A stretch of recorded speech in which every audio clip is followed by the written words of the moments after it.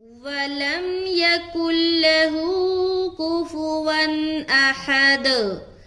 ولم بالکل سمپل، لام کو میم سے ملا دیا. ولم یکن لہ، یہاں پر دیکھیں نون ساکن ہے اور نون ساکن کے بعد حرف لام آ رہا ہے، تو یہاں پر ہم ادغام کریں گے. اب ادغام کی دو قسمیں ہیں، ادغام تام اور ادغام ناقص. تو یہاں پر جو ادغام ہوگا وہ ہے ادغام تام. ادغام تام دو حرف میں ہوتا ہے، لام اور را میں، جبکہ یہ تنوین یا نون ساکن کے بعد آئے. تو ادغام تام جو ہم کرتے ہیں وہ غنہ کے بغیر ہوتا ہے، یعنی کہ اس میں غنہ نہیں کرنا، صرف ملانا ہے. تو یہاں پر رکاوٹ نہیں ہونی چاہیے، جیسے کہ وَلَمْ يَكُنْ لَهُ كُفُوًا أَحَدٌ. اگر کوئی پڑھے وَلَمْ يَكُنْ لَهُ تو غلط ہو جائے گا. تو یہاں پر رکاوٹ نہیں کرنا.